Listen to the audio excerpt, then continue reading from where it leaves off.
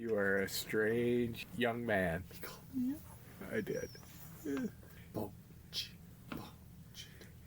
We were listening to Rush earlier before we started this. And that brings up... We weren't listening to just any Rush. We were listening to Rush, Caress of Steel. What an awesome name for it, by the way.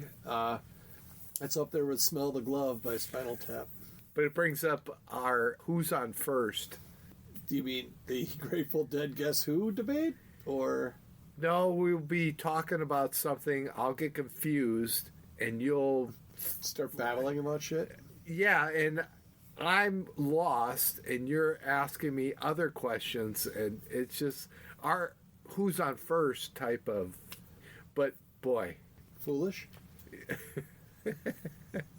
No, we just look lost. It's just like... Oh, that's right. What were you talking about? Lost, so are we.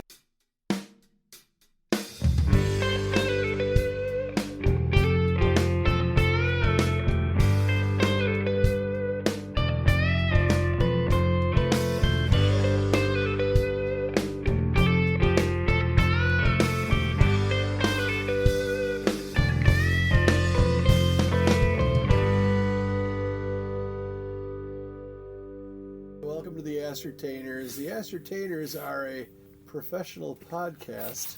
Wow. As far as you know. You have a lot of listening options, and you're here.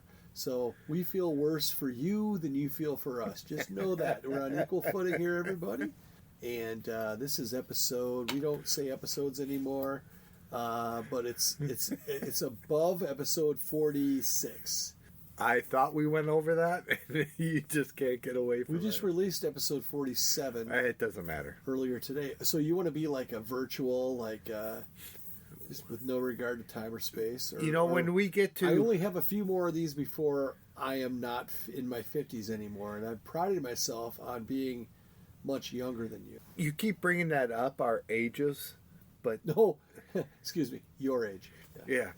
But we sound like juveniles on this. Living proof that you don't have to get really fucking Peter Pan and his buddy Fonzie. You don't have to grow up, kids. Mark is a retired, successful guy. All you gotta do is learn how to... What'd you do again? Nothing of importance. Yeah. You have to listen to some other episodes. We don't want to give away Mark's... just in case they try to mess with his pension. But anyway, Mark used to race wheelchairs. So no, he didn't either. I still do what I do competitively, so we're not going to bring up what I do either. And but yeah, so here you are listening to us. Why? Why would you listen to us? Because you're like us. You like to have a... We're enjoying a Coors Light, but you might enjoy a Mountain Dew. You might enjoy a root beer. You might enjoy a goddamn old-fashioned. But we record this on Friday night, and I just assume everybody listens to it on Friday night. Again, wrong. But you like music. You like yourself. Those of you with thick glasses like yourself a little more often than you should. Oh, wow. I'm one of you. I wear contacts. You can dang near see them from the sides. Anyway, no, I have an eye condition. It's really unfortunate, but I'm blessed. Anyways, you too much. Hope my Mayo Clinic doctors aren't listening. We are the Ascertainers. Yes! I am Mark. Didn't I say that? My partner over here is Jim. Hey, welcome. So, he's the one getting new glasses, thicker frames, but thicker lenses. Frames are fine. I like the wire frames with super thick lenses. No, yeah. So that, Tony, should we just get started with the fact that I have a choice that I make with my eyesight? I can either complain about what I can't see, or I can say I am so effing lucky for what I can see. And I choose to go with the latter. By the way, that means... He's looking right at me when he does say that. Yeah, because I got good knees. Anyway, no, so... No, I was mentioning that I am the beauty in your eyes that you are fortunate enough to see. That's what I got out of that. Wow. Tell me you're a narcissist without saying you're a narcissist. Hey, oh. Mark's probably not a narcissist because he doesn't know what that means, but he does love himself. And we encourage that here. We want to be here. We don't want to be on while you're doing that, but just before or after is fine. We prefer before. Anyway. Hey-o. What I was thinking is that as human beings in these interesting times, that you can either use the following of two phrases. You pick. You can say, "Oh, I have to go to work," or you can say, "I get to go to work." Everything's a choice. Well, it's about perspective. Technically, we all have to go to work, unless we're retired like you. But to say that, oh, I have to do something, you approach it with a certain mindset. But if you say, oh, I get to do something, because there are at least 5 billion people on this planet that would trade places with your shitty job. Just letting you know. I understand what you're saying. So instead of saying I have to go and be a fucking bus boy, or I have to go and be a guy that changes oil in cars, or a mechanic, or whatever, you can say, hey, I fucking get to. I am. And then you go kick ass at that, and then you then are looked at favorably because of your super attitude, and then you can do whatever the fuck you want after that. I had an instructor in college, came up with a great concept. That was the first time I heard it. You never have to do anything. You make a conscious choice. You don't have to go to work, but you weigh the pros and cons of should I go or should I not. No one ever forces you to do anything. You make the decision to do everything in your life. Or to not do everything in your life. Correct. By the way, I can't believe that our listeners, I'm sure, we're all thinking of that Clash classic, Should I Stay or Should I Go? Because you say you make the decision to go or not go to work. There you go. Always thinking about that clash when I said that. Yeah. So if you know someone who's got a shitty attitude, or if you're one of them, hey, do yourself a favor. Just change your self-talk. Say, oh, WWAD. What would the ascertainers do? I don't think that would be good, because AD and BC and WWJD, I don't think my mom would approve of that one at all. But what would one of the ascertainers do? The one named Jim, not Mark. They would say, "Hey, buddy or budette, whatever your little fucking gender situation is, it can always be better. It can always be worse. So if you're not feeling into it, just get yourself into it and go do your thing, and good things will happen." So that's the ascertainers self-help improvement section for this week. Wow. We don't have really a topic, because we're just going to talk about what happened for the last 2 weeks. We didn't record last week, and boy, I missed it. Did you miss it? I did. Mm-hmm. I was lying. I got you in a lie. Wow. I loved it. Oh, That was going to get me through the day tomorrow. It was so wow. great not to have to do this. Oh, I mean, I get to do the podcast. What did I say before a second? Yeah, but you missed out on Newt, our favorite restaurant, before we do our ascertainers. I did go. I felt like, you know what? And you know what's interesting? We didn't get our normal seat at Newt's because we missed a week. Now we got squatters. We still worked got a out. seat, and it all worked out. Yes, and yeah, so it made the stomach grow fonder one week away. Wow. Well, Yeah. that's a... Huh? Isn't that a thing? My heart's like, hey man, they got salads over at the fucking salad restaurant. And I'm like, nope. I'm a Newt's man. On Friday night, I'm a Newt's guy. I'm down still. I'm on my journey. Oh, we can't say that because we don't know when this will come out. But I have one cheat night on my diet, not my marriage. Chris was like, That would be your hall pass night. she put a stop to that about 4 weeks in. She's like, come on. Can't bring him here. But anyway, so them, not him. Anyway, that didn't happen. Oh. But last weekend I had my annual, what we call ice fishing trip. He was doing the air quotes. As I did not have I just did air quote. Oh, I'm My sorry. other hand was busy. So, What's it doing? it's oiling up the mitt. You go Coach. blind. So usually I have one night where I can just kind of eat and drink to my heart's desire. Then I get right back on the plan and everything works out great. 2.25 pounds a week, all good to go. And I'd built myself up a surplus of like I had 1 week in reserve. And then I knew the ice fishing weekend would be devastating at least. So I came out of the ice fishing weekend and I ate up the surplus plus 0.2 pounds. So I'm not off the rails, but I have to work a little harder to get back ahead of track. But you had a good time. Yeah. Good. I think we were going to talk about the ice fishing trip and curling, so let's intermix those two. But I do want to say that you're like a treasured, great friend.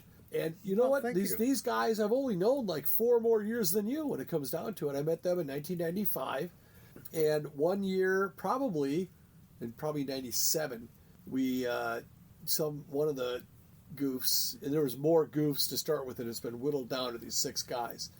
But we're like, hey, we should go to get like a big giant ice house on Mille Lacs, which is a lake in northern mid-Minnesota, kind of on the way to the north, and like ice fish and play cards and, you know, cuss and, you know, spit on the floor and shit. And that has been, I went every year. I think I missed 1 year out of which would be like 25 plus years.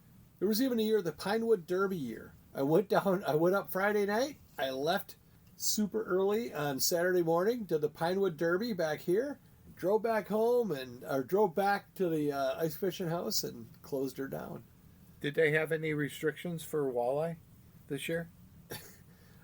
Wouldn't know. We were about 2 months. No. Oh, that's the funny thing. We realized after about 10 years of this is that you can have accommodations that were hospitable and with like running water and shit for cheaper than you can rent an ice house and have to shit in a bucket.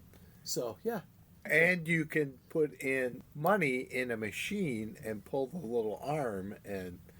Oh, there's were you at the casino? No. We don't do a casino. We don't stay at a hotel. We get like a little cabin Airbnb thing, but it's kind of a Breaking Bad kind of a situation. It's not a very... It's a pretty low end, but that's our brand, right? That's what the fellas are. We're coming out of a stinky fish house or ice fishing, like a 12-holer or whatever. Look it up. If you're not from Minnesota, you're not, you know, this podcast isn't long enough to explain what the F that means. But, yeah, so, yeah, there's the amount of laughs, the memories I've had from that group, and I hope they listen. I know a couple of them might. I'll send this episode. You didn't sell the podcast the whole weekend that you're up there? They're aware. A couple of them are aware. A couple don't give a shit. And it's just, that's the kind of Shove people it they down are. their throats. We need the listeners. Yeah, I know. I grabbed each of their phones and I put it on auto download. But like you did tonight with my neighbor. yeah, let's talk about that. You talk for a little bit. What happened at the bar tonight? We went to Newt's. Oh, by the way, Newt's Apple Valley. I'm doing this with my Neil Diamond voice because I got a little phlegm going here. It's not like I've just eaten fried eggs because that's what I always sound like after I eat fried eggs, but not an omelet. Weird. Oh, we had that conversation earlier. Fried eggs and what else that makes you... Phlegmy? Yeah. You had 2 things that you said. Did we talk about it on this podcast? No, on the phone. In our pre-production meeting. Yeah. That's why I can't remember because it was like a minute long. Eggs, and we'll think of it later. I'll come. Phrasing, my goodness. I will arrive at that. Oh, that even sounds dirty. So anyway, we'll figure it out. Oh, I don't think it matters. Can you see the thing in the corner of your computer? I can. You can't. No, this has never been an air shoe. A what? An air shoe. It'll never be an air shoe. Well, we got to talk about curling in the Super Bowl, so let's get on with this. How much time? What time we got? What do you see? Do your figure. I can't see. 15? Yeah, correct. I guess how you do. Why do I do hand How's signals? the other way to do 15? You can just say 15 too. You probably save time. But that's not real people 15. That's ascertainers 15. That's 15. Raw footage. So yeah, your guy comes to Newt's. We're sitting at Newt's. We're having a good time. By the way, I had the Hefe again. It was very good. Mark is a creature of habit, but that is a good habit. That habit is kind of like, exercising. Mark's Hefe Rojo Burger is the equivalent of getting up and having an orange juice and, I don't know, a handful of grape nuts in the bay window, because it's that good. And he hasn't died yet. And it's, well, what the His heck job is with the going timer on? there. I know what's going on. But first time Sara. Did you bring up Cameron Swayze, by the way? Was he from like the Timex ad? What was his deal? And he was also related to Patrick Swayze. Shut the hold on. What? This is how many times I can do what? I thought you were reacting. What in the F did Cameron... Was he like the president of the Salvation Army? Or was I thought he was Sousa, a newscaster. Swayze? Was he the guy that handed the gorilla the Samsonite luggage? What the fuck? No, he did the Timex. Swayze. Timex. So it takes a licking and keeps on ticking. Yes. So would he be like, oh, here, we put this on the bottom of a fucking steamroller? And... Yes. I thought he was like a Walter Cronkite type person that was famous for being a news. Was it John Cameron Swayze or just Cameron Swayze? John Cameron Swayze. Okay. I think he just used Cameron Swayze. I think he used all three, but I'm not sure. You, how it was relevant to this podcast. You said, I'm Cameron Swayze, and I blew right past it. Huh. Wow. So that's life. That's what people say. But Newt's was that was the first time that Sara was not our bartender, that I have been at Newt's. It's been a run. We should have probably asked how she's doing. Like, she might have got hit by a steamroller that John Cameron Swayze had unleashed on a watch. And he was wearing that watch. I hope Sarah's okay. We know Corey's okay. We're assuming Sarah's okay. Otherwise, somebody would have said something. Corey right? or... Corey's our guy. Corey's the keeper of the sponsorship strings, and he goes, yeah, you guys are fine every 6 months. We'll give you a free beer. That was a good one on him. I'm assuming he was kidding. Oh, shit, what if he's not kidding? And the maker of the Okie Smash Burger. He claims. I think he is. Why would he make that up? Because the people at corporate are listening. Why would you not? Yeah. I'll tell you right now, corporate notes, we pay full price for our beers in Apple Valley. Sometimes we pay extra, and that's how much we like the affiliation. But yeah, no, good time tonight. And Newt's is always fun. Always a good time. But I spent more time talking to your new neighbor. Yeah. But luckily, my trophy wife Chris was along, and she and Mark held a nice little conversation. And I wouldn't have known, but when you went to go to the bathroom or get popcorn or something, you're like, "Hey, I'm Mark. I live like you guys. Your houses face each other, like from the back." Or yeah, what? he's right down the street. We know each other from different neighborhood parties. I had the opportunity to get to know because he was to my left, and you and Chris were to my right. And that is one fucking good dude. You got a good neighbor. Yeah, I'll probably take that out. And Audie T, I think we'll say from now on. Oh, shit. Did I use his name? You did. Well, he won't. It's fine now because he's not on, but Audie T's fine. Yeah. Do your thing. He was very adamant. I think he wants to come on, but he does not. He's got some, he has a life. He doesn't want people to know who he is. So he loved Audie. When I said that we use Audie, he's like, "Oh, you mean Audie Murphy?" I'm like, "Oh, Jesus Christ, you're one of them." He is one of them. Crepes. Sakes. Newt's was very fun tonight, and good meal. Hefe Rojo for you. Chris had the fish sandwich because it's Lent, and she's kind of Catholic. And I had the Okie Smash Burger, which made one hand, I don't even know what the right word is, soiled. It's just so good. It's just so... That comes up with a good question for Lent. With the whole pencil, what are you doing? I'm Usually trying people to point eraser first. You're gonna, it's like you're gonna throw it at me. There, now that's more like Letterman. Good. Go. What do you got for Lent? You can't have smash burgers. If you do the Beyond Burger, would that be okay? Is it meat? No. Then it's okay. Okay, that's what I thought. I never thought of that before until you. I know as a very strict Catholic that's probably should have entered your mind before you ate it. I kind of knew that. I just wanted you to bring it out on the podcast. I'm not a Catholic. Chris is a Catholic. We were married in a Catholic church. Our kids were baptized Catholic. And I was going to become a Catholic until I found out what a huge piece of shit the Catholics think I am. And then I said, I'm good. And it's not just the Catholics. So just be a Christian and have a relationship with Jesus Christ and live a good life and go to church when you can.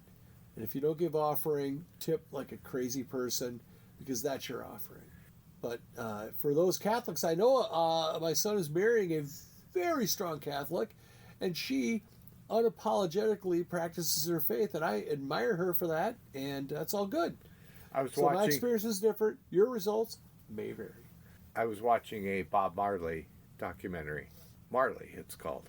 And Rastafarian. Is it Marley and Me?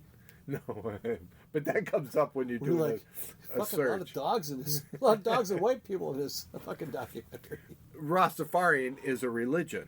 Okay. And they smoke weed a lot. Or I'm listening. Mary Jane. Because to them, the Bible says partake of the herb in Revelation. So they take that as... That's not a great book to base your shit on, but that's cool. It's kind of real. Well, it's part of the Bible. It's also when the fucking world ended and Jesus Christ came back. And But it was just interesting, the whole documentary. And he had... By the way, excuse me, for those theologians listening, it's a loose interpretation by... I wrote you a letter. It should be getting there soon. Yeah, the letter of Jim did not make the final cut, but anyway, I think that the dreadlocks it are ends part well of... if you believe. If you don't believe, not so much. Dreadlocks are part of Rastafarian religion. I understand that. You know how they make those? By doing absolutely nothing. No, I think you let your hair get dirty and you just twist it around and smoke weed. You don't even have to twist it. You just let it get matted down. Really? Yeah. How do you know this? I was watching Bob Marley. Oh.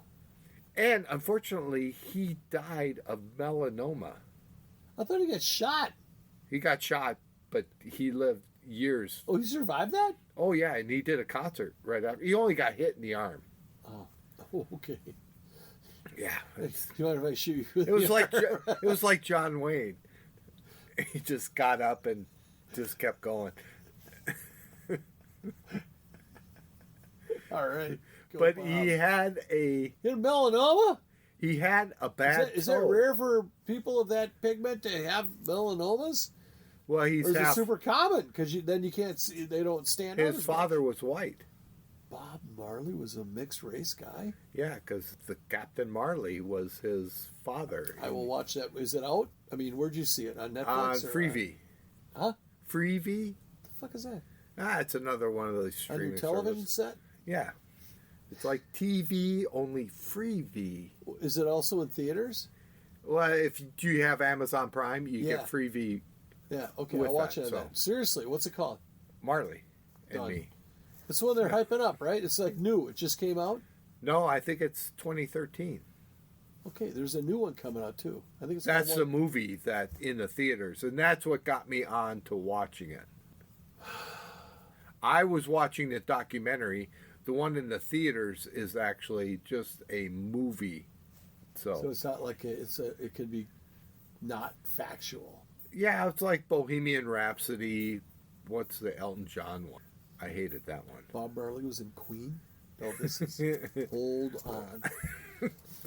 The Elton John one was this called... goes back to our Who's on First. I think the Elton John one was called Dancing on the Ceiling.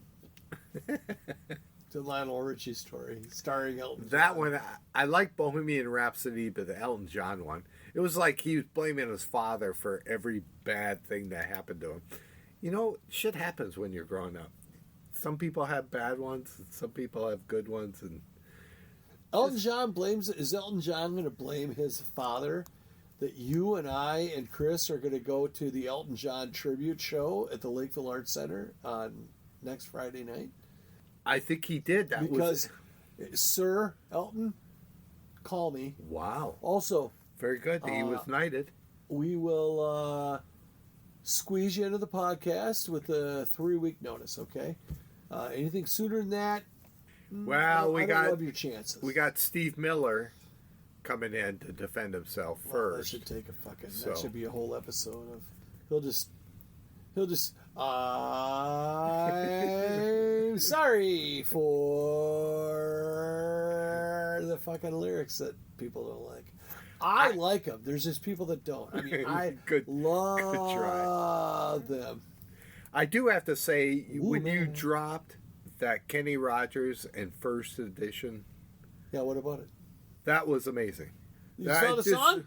Or Oh, you yeah. You heard the song? I looked up first edition, and That is a terrific song. There's no other song that sounds like that song. Kenny Rogers was a rocker before. Did he quit doing? It was very impressive. My guess is that he decided that they didn't make any money because there was like 15 people in that band, and he probably realized, oh, I could just sing with a guitar and my own natural ability and make a lot more money. I don't know. But his voice was more compatible to country music. Is that why he went there, or did he just like country music? Interesting More. that you should say that. I think an entertainer is an entertainer, and they can sing any type of music, I don't know about Kenny except for Rogers. David Lee Roth. Oh my God. Because he could barely do that. But let's look at Bruno Mars. Let's look at J-Lo. Let's look at fucking Pat Benatar. Also, are we going to do a radio game? We can. Should we skip it? I mean, that's actually been our only constant is the radio game. We will do the radio games. Let's but finish this thought. But so when somebody says, "Oh, that guy's a great guitar player," and holy shit, he can play the drums too, or he can play the bass too. It's like, bitch, he didn't just wake up as a guitarist. He's a musician. He can play probably the goddamn fiddle. Darn, sorry, fiddle. So it makes me laugh when it's like, oh my God, I'm surprised that this professional musician, the guy from Maroon 5, who I like actually, I liked. I don't know if I like him anymore. The guy, you know what I'm talking about? I do. You remember? I remember, but Anyway, he can play the shit out of the drums. He can play a sweet lead guitar. And it's like, yeah, hello, he's a musician. So for a guy to be able, well, I don't think he can sing country. I think he can sing rock. He's a singer. Fuck's sakes. Oh, I'm not saying that. I'm just saying that his voice, the raspy country, he would be better suited to the country. I would say from genre. a career longevity standpoint, he made the right call. Plus, as you get older, his voice was a constant that Here's He did. homework. Let's see how many of those hits he wrote and how many were written for him, because he maybe could write better for country. Because a country music song without a story is shit. right. Modern country, they take a phrase, they take a catchy phrase, and then write lyrics around it, and it's horrible. I get mad when I listen to modern country. So you brought up Since you asked. Bruno Mars. Bruna. It's Bruno Mars. Mr. I Sorry. thought I said Bruno. I'm sorry. Check the tape. You're the Okay, editor. I will. I did that. Are you a fan or are you a foe? I thought he did a great halftime show. I wasn't really into Bruno Mars or didn't know much about him, but I was very impressed with his halftime show. I saw him host Saturday Night Live, and that formed my opinion. Keep going. You had more in the tank. This is an episode after the Super Bowl. Let me finish on Bruno Mars because I Go know ahead. what you're doing. You're going to talk about this year's show. We have a mutual acquaintance, friend, Audie B. Good save. Brrr. Anyway, Audie B, I remember being in his house. He hosted many epic gatherings. That's Bruno Mars. We were at his house. Yeah. were you there. You were there. I was there. I don't You know about remember. you.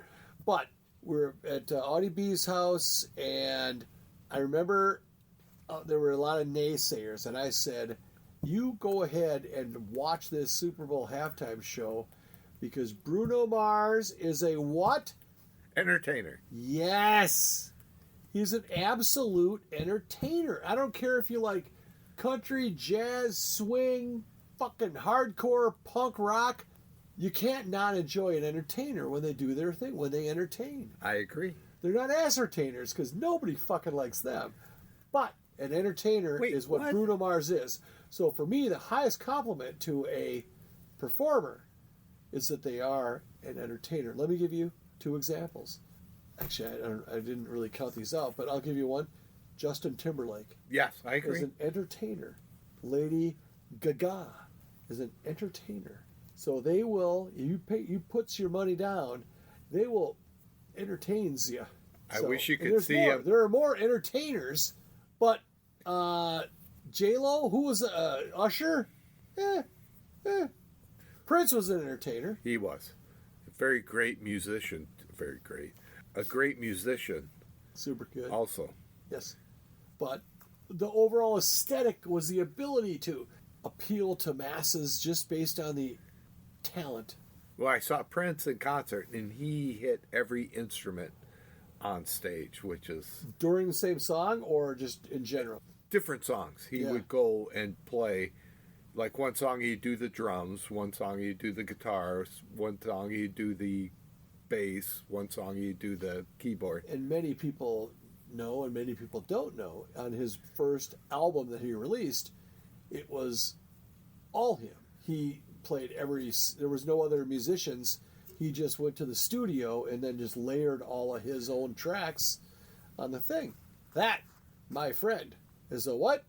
Entertainer. An entertainer. Lenny Kravitz did that on his first album. Lenny Kravitz? Kravitz. Lenny Kravitz is I guess, an entertainer. I don't put him in the same. No, but I was just saying that we were talking about people. Actor, dancer, singer. But back to Usher, I thought he put on a great halftime show. You liked it? Okay.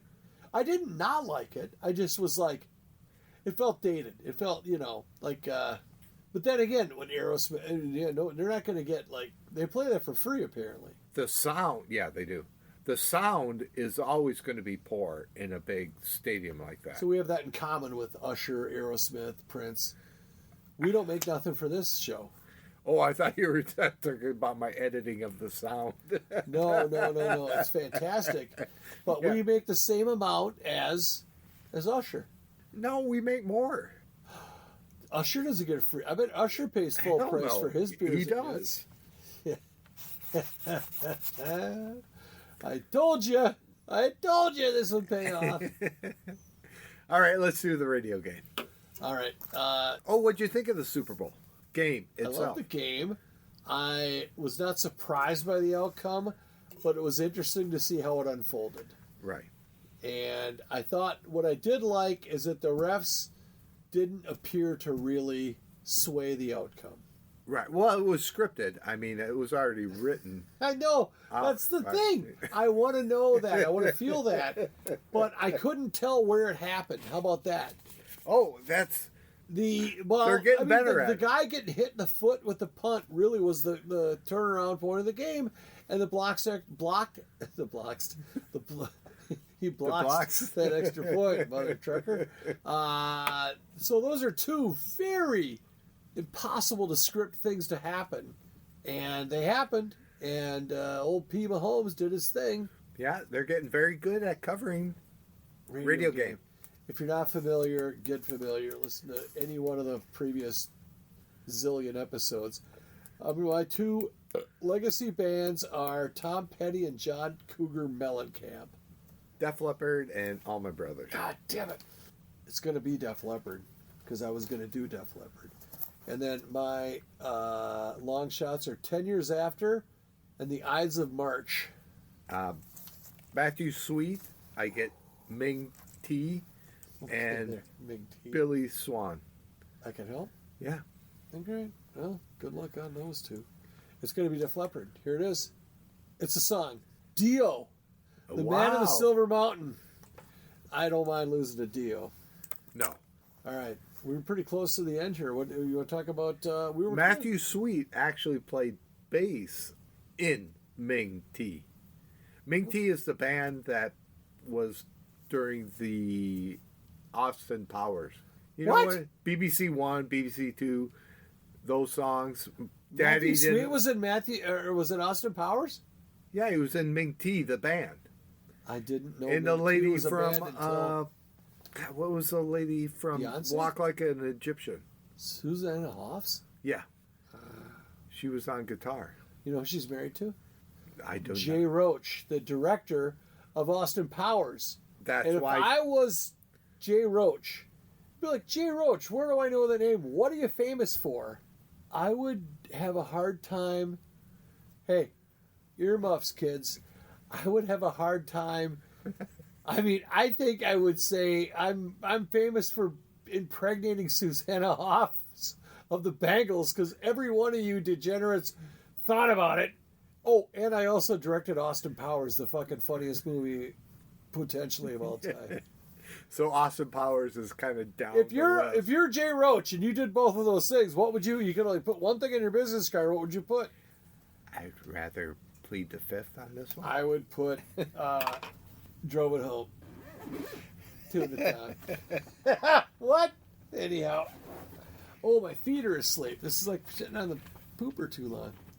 Ever do that? No one ever does that, right? I'm going to just blow past that. Thank you. Oh my God. A little bit of cleanup from last episode. I don't like that very well. I shouldn't have put that at the same time. We literally have 2 squeegees on the table, just in case. Peter Frampton Comes Alive 2, 1995. It's just Frampton comes alive. Well, it's Peter Frampton Comes Alive was the actual name of the album, I believe. But you might be right. I'm not sure. I'm going to go ahead. I have 2 nuts. None of them work anymore. They're not connected. They're like speakers to the back of a Monte Carlo. I will say it is called Frampton Comes Alive. Yes. Okay. A thing about the last podcast, we were talking about that, and you were a little confused. We haven't released that one yet, so. Oh. Well, there you have it. So. Maybe I should. Oh, no. Oh, I guess no, we did kind of, because that'll come out before this one. Oh, yeah, it will come out before this one. So ignore that. You're not crazy. And then we were talking about Crazy. April Wine comes up a lot. And something I just learned is that Sign of the Gypsy Queen was written and sung earlier. It's a cover? Yeah, by Lawrence Hudd. The Hudster? Yeah, the Canadian rocker Lawrence Hudd. What year? Like 1971, I think he came out, but it. And that came out in about early 80s. Yeah. It's a good song. Very good. It's a powerful song. I would love to hear the other rendition. It's not as powerful. It's more, they rocked it up for April Wine did. They're fucking April Wine, as So. they should. It's as if we've talked about this before, but for any fan of Nazareth's power ballad "Love Hurts" was originally, I don't know who wrote it, but it was originally recorded by the Everly Brothers. Right. And it's a very enjoyable song, but it's unrecognizable to the Nazareth version. I almost said Aerosmith. Are you going to say Mama Ken in this episode? I feel like you say it on about 50% of our episodes. No, I'm going to go to Hocus Pocus. Bye. Focus. Yeah. 7 minutes and 42 seconds. What's your critique? Well, I said that I didn't care for it, but I didn't care for it because of the radio version was cut in half. It was only 3 minutes and 25 seconds. I did not know that. Yeah. I'm like Ed McMahon over here. So the Hocus Pocus By Focus. was kind of like the Frankenstein. Mm-hmm. They were pretty similar. Except it's Hocus Pocus. And we talked about the B-52s.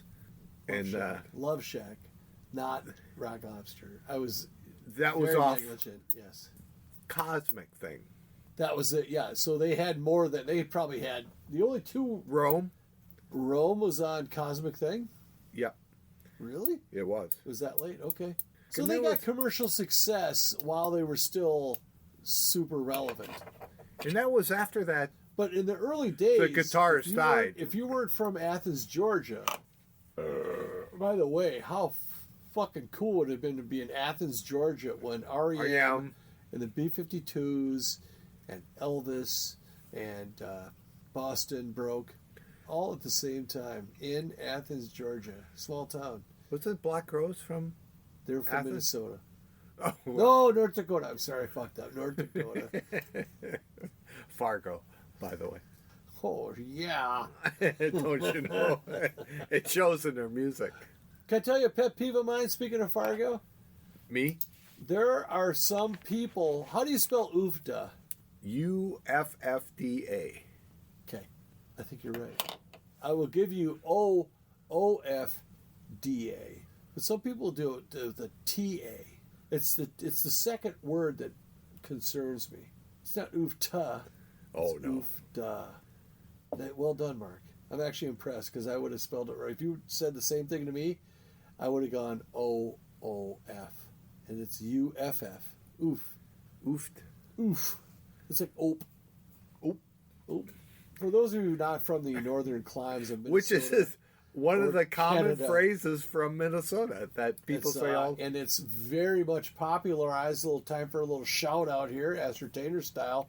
Charlie Behrens of Manitowoc, Wisconsin, or so he claims. He is the originator of a little, I don't know what you call it, like video clip thing called the Manitowoc Minute, and a brother-in-law of the You Betcha guy. So if you're listening to us, you probably heard either of those podcasts. Anyway, he has a like merchandise that just says like a T-shirt that just says OPE, OP, because that's some kind of a noise that comes out of northern people when they brush up against someone or want to squeeze by. It's just a thing. Oop. I'm not ashamed of it. I'm kind of proud of it. After I heard about that a couple of years ago, I noticed I do it all the time. Everyone does. Yeah, you can't help. You can't be helped. Oh, Deadbeat Club was another off a Cosmic thing. I'm not familiar. Oh, it's a good tune. B-52's Deadbeat Club? Deadbeat Club. All right. I mean, they had a knack for writing hooky and very music that was easy to listen to and not like. I don't know of all the bands that I like, there's always clunkers, and with the B-52s, they were few and far between. I agree. So there you go. How we doing? We are doing great. Why don't we shut this sumbitch down and we'll talk about some other stuff next time. Sounds good. Thanks for listening. If you have any feedback, now's the time before you get bored with or enjoy the peace and quiet. Go to the ascertainers@gmail.com. So go to your email machine, the ascertainers, traditional spelling, at gmail.com, and tell us what you think. Light us up. Please, please, please. Motivate us, encourage us, tell us to go ourselves. Mark didn't edit that. That's how I do that. Go yourself. Or I do have to mention we had 3 downloads from Somalia. we are now in 7 countries.